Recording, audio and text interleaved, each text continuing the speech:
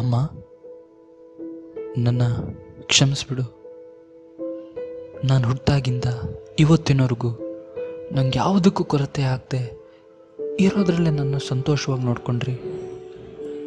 ನನಗೋಸ್ಕರ ನೀವು ಪಟ್ಟ ಪ್ರತಿ ಕಷ್ಟದ ಅರಿವು ನನಗಿದೆ. ಆ ಸೂರ್ಯನ ಹಾಗೆ ನೀವು ನಿಮ್ಮನ್ನು ದಹಿಸ್ಕೊಂಡು ನನಗೆ ಬೆಳಕನ್ನು ಕೊಟ್ರಿ. ಆದರೆ ನಿಮ್ಮ ಮಗನಾಗಿರೋಕ್ಕೆ ನನಗೆ ಅರ್ಹತೆ ಇಲ್ಲ. ದಯವಿಟ್ಟು ನನ್ನ ಕ್ಷಮಿಸ್ಬಿಡಿ.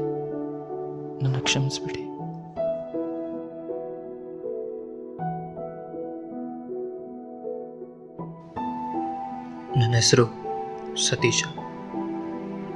ನಾನೊಬ್ಬ ಇಂಜಿನಿಯರಿಂಗ್ ಸ್ಟೂಡೆಂಟ್. ತುಂಬ ಕನಸುಗಳನ್ನು ಹೊತ್ತು ಇಲ್ಲಿಗೆ ಬಂದೆ. ಆದರೆ ನನ್ನ ಪ್ರಯಾಣ ಮುಗಿಯೋ ವೇಳೆ ಇಷ್ಟು ಬೇಗ ಬರುತ್ತೆ ಅಂತ ನಾನು ಯಾವತ್ತೂ ಅಂದ್ಕೊಂಡಿರಲಿಲ್ಲ. ನೀವು ಭಾವಿಸಿರೋ ಹಾಗೆ ನನ್ನ ಇವತ್ತಿನ ಈ ತೀರ್ಮಾನಕ್ಕೆ ಇಂಜಿನಿಯರಿಂಗ್ ಕಾರಣ ಅಲ್ಲ. ನನ್ನ ಈ ಪರಿಸ್ಥಿತಿಗೆ ಕಾರಣ 3 ಜನ, ಒಂದು ವಸ್ತು, ಒಂದು ಘಟನೆ. ನಮ್ಮದೊಂದು ಬಡ ರೈತ ಕುಟುಂಬ. ನಮ್ಮ ತಂದೆ ತಾಯಿಗೆ ನಾನೊಬ್ಬನೇ ಮಗ. ಓದಿನಲ್ಲಿ ತುಂಬ ಆಸಕ್ತಿ ಇತ್ತು. ಕಷ್ಟಪಟ್ಟು ಓದಿ ನಮ್ಮ ಜಿಲ್ಲೆಗೆ ಫಸ್ಟ್ ರ್ಯಾಂಕ್ ಕೂಡ ಬಂದೆ. ಮುಂದೇನು ಅಂತ ಯೋಚನೆ ಮಾಡೋ ಸಮಯಕ್ಕೆ ನನ್ನ ಭವಿಷ್ಯನೇ ಬದಲಾಯಿಸೋ ಒಂದು ಕರೆ ಬಂತು. ಸತೀಶ, ಏನೋ ಮೆಸೇಜ್ ಬಂದಿದೆ ನೋಡು. ಏನದು? ಕೂಡ ನೋಡ್ತೀನಿ.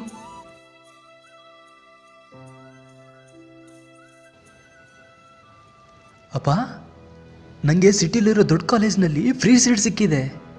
ನಾಳೆನೇ ಅಡ್ಮಿಷನ್ ಮಾಡ್ಸೋಕೆ ಹೋಗ್ತೀನಿ.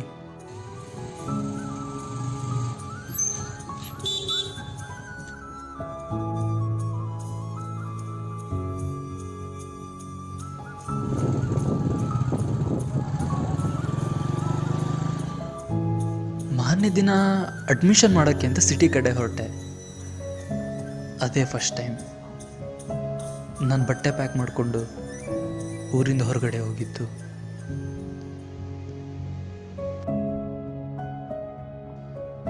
ಅಡ್ಮಿಷನ್ ಅಂತೂ ಆಯಿತು. ಇನ್ನು ಉಳ್ಕೊಳಕ್ಕೆ ಒಳ್ಳೆ ರೂಮ್ ಸಿಕ್ಕರೆ ಎಲ್ಲ ಸೆಟ್ ಆದಂಗೆ ಆಗುತ್ತೆ ಅಂತ ರೂಮ್ ಹುಡ್ಕೋಕ್ಕೆ ಶುರು ಮಾಡಿದೆ. ಮನೆ ಓನರು ಒಂದೇ ರೂಮ್ ಖಾಲಿ ಇರೋದು, ಅದರಲ್ಲೂ ಈಗಾಗಲೇ 3 ಜನ ಇದ್ದಾರೆ ಅಂತ ಹೇಳಿದ್ರು. ಆದರೆ ನಾನು ಅವ್ರ ಬಗ್ಗೆ ತಲೆ ಕೆಡಿಸ್ಕೊಳ್ಳಿಲ್ಲ. ಅವರು ನನ್ನ ಹಾಗೆ ಓದಕ್ಕೆ ಬಂದವರಲ್ಲ, ಏನಾಗಲ್ಲ. ರೂಮ್ ಡೋರ್ ಓಪನ್ ಮಾಡಿ ಒಳಗಡೆ ಹೋದೆ. 3 ಜನನೂ ಅಲ್ಲೇ ಇದ್ದರು. ಪರಿಚಯ ಮಾಡಿಕೊಂಡೆ.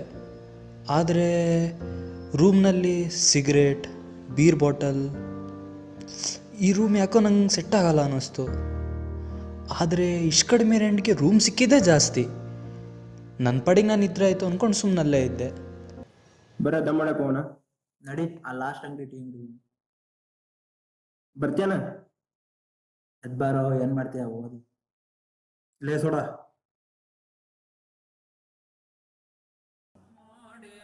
ಎತ್ರ.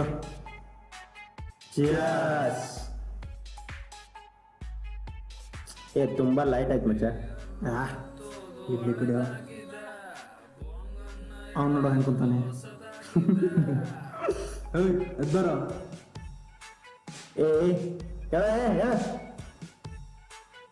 ಬಾರೋ ಇಲ್ಲಿ. ಏನೋ ಹೆಂಗ್ ಬರ್ತಾನ ನೋಡೋ ಅವನು. ಬೇಗ ಬಾರೋ. ಬರೋಲ್ಲಿ. ಏನು ಲುಕ್ ಕೊಡ್ತಾ ಇದೀಯ? ಸಿಗರೇಟ್ ಹಚ್ಚೋ. ಒಂದಾದ್ಮೇಲೆ ನನಗೂ ಹಚ್ಚ ಬಾರೋ.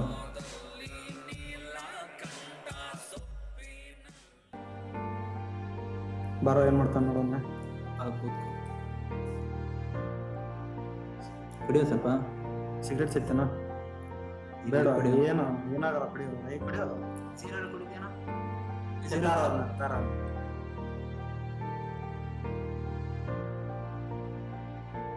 ತಗೊಳ ಮಚ್ಚ. ಸೀರೆ ಕಣ, ಕುಡಿಯೋ. ಸೀರೆ ಏನಾಗಲ್ಲ, ಕುಡಿಯೋದು.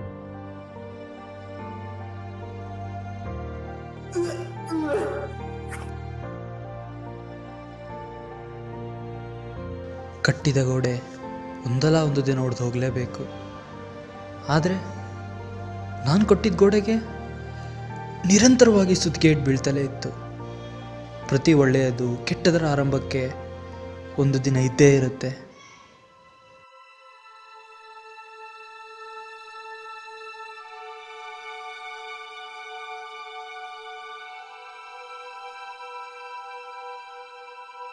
ಹೀಗೆ ನಾನು ಕಟ್ಟಿದ ಗೋಡೆ ಒಡೆದೋಯ್ತು.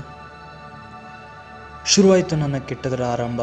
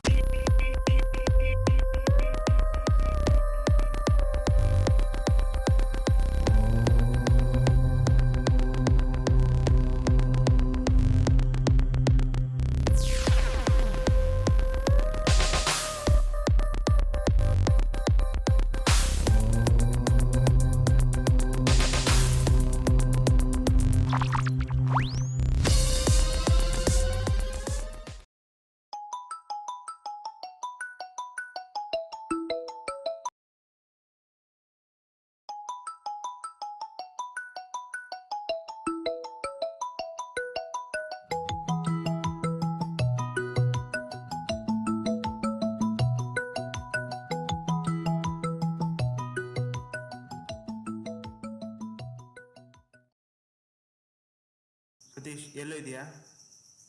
ಏನಾಯಿತು? ನಿಮ್ಮ ಅಪ್ಪ ಹೋಗ್ಬಿಟ್ರು. ಬಾ, ಇಂಥ ಕೆಟ್ಟ ಕನಸು.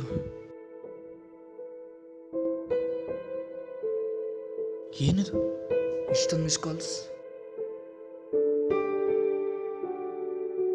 ನೀವು ಕರೆ ಮಾಡುತ್ತಿರುವ ಸಂಖ್ಯೆ ಪ್ರಸ್ತುತ ಸ್ವಿಚ್ಡ್ ಆಫ್ ಆಗಿದೆ. ದಯವಿಟ್ಟು ನಂತರ ಪ್ರಯತ್ನಿಸಿ. ನೀವು ಕರೆ ಮಾಡುತ್ತಿರುವ ಸಂಖ್ಯೆ ಪ್ರಸ್ತುತ ಸ್ವಿಚ್ಡ್ ಆಫ್ ಆಗಿದೆ. ದಯವಿಟ್ಟು ನಂತರ ಪ್ರಯತ್ನಿಸಿ. जिस नंबर से आप संपर्क करना चाहते हैं वह अभी स्विच्ड ऑफ है. ಮಾ, ಅಪ್ಪಂಗೆ ಎಷ್ಟೊತ್ತಿಂದ ಕಾಲ್ ಮಾಡ್ತಿದ್ದೀನಿ, ರಿಸೀವೇ ಮಾಡ್ತಿಲ್ಲ. ಆವಾಗ್ಲಿಂದ ಕಾಲ್ ಮಾಡ್ತಾ ಇದ್ದೀನಿ. ಯಾಕಪ್ಪ ರಿಸೀವ್ ಮಾಡಿ? ಯಾಕೆ? ಏನಾಯ್ತು? ಅಪ್ಪ ಹೋಗ್ಬಿಟ್ರು ಕಣೋ.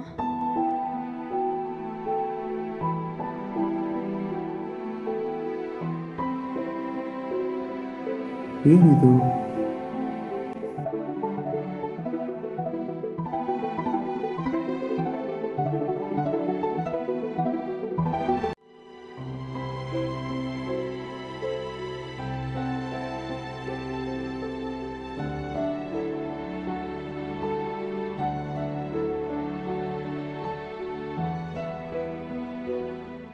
ನನ್ನಿಂದ ಇಷ್ಟೆಲ್ಲ ಆದ್ಮೇಲೂ ನಾನು ಬದುಕಿರ್ಬೇಕಾ?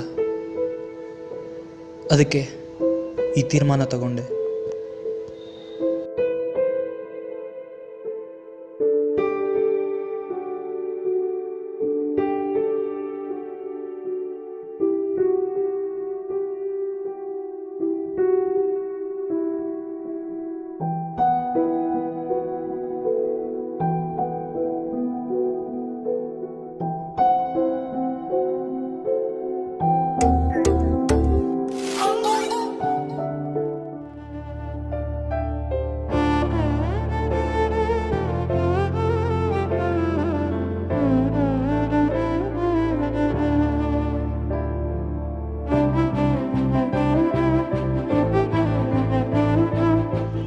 ಜೀವ ನನಗೆ ಬೇಡ ಅಂದ್ಕೊಂಡಾಗ ಬದುಕೋಕ್ಕೆ ಒಂದೇ ಒಂದು ಕಾರಣ ಹುಡ್ಕೋಕ್ಕೆ ಶುರು ಮಾಡಿದೆ.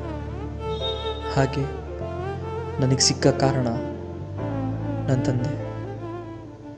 ನಾನು ಅವತ್ತೇ ನಿರ್ಧಾರ ಮಾಡಿದೆ, ನನ್ನ ಗುರಿ ಸಾವಲ್ಲ, ನನ್ನ ತಂದೆಯ ಕನಸು ಅಂತ.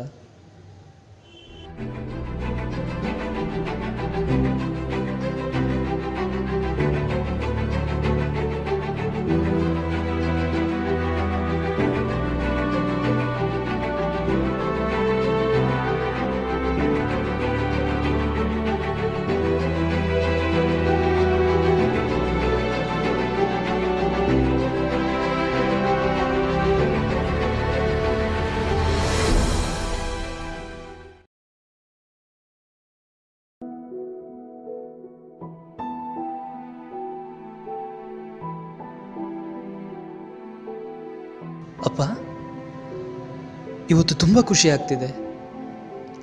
IAS ಪಾಸ್ ಮಾಡಿದೆ. ನಿನ್ನ ಕನಸನ್ನ ನನಸು ಮಾಡಿದ್ದೀನಿ.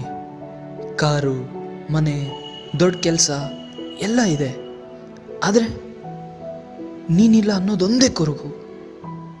ಅಪ್ಪ, ಹೀಗೆ ಎಲ್ಲದರಲ್ಲೂ ನನ್ನ ಪ್ರೇರಣೆ ಮಾಡ್ತಾ ಕೊನೆಯವರೆಗೂ ನನ್ನ ಜೊತೆ ಇರೋ ಸಾಕು ಸಾಕು.